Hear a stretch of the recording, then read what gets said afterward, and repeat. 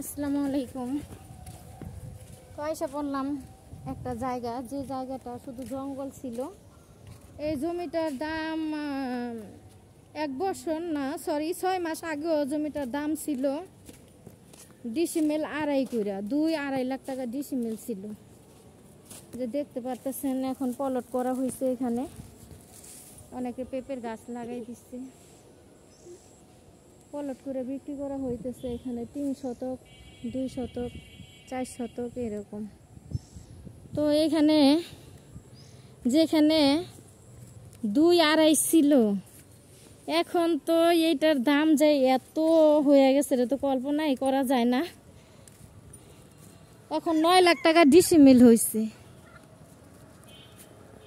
এই যে দেখতেছেন সাইনবোর্ড, বিক্রয় সূত্রে এই জমির মালিক।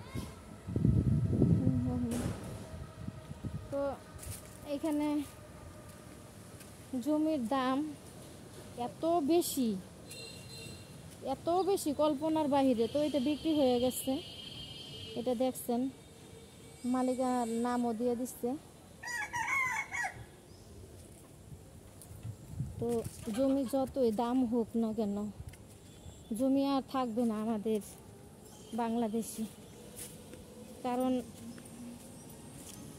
বাংলাদেশ এখন এমন পর্যায়ে চলে গেছে, শুধু এটা কোটিপতিরাই আমার মনে হয় উপভোগ করার জন্য উত্তম। সব সাইডে আমরা একটা গরিব মানুষ, আমাদের কি ক্ষমতা আছে 9 লাখ টাকা ডিসিমেল এই জমি নিব? আমাদের ক্ষমতা নাই।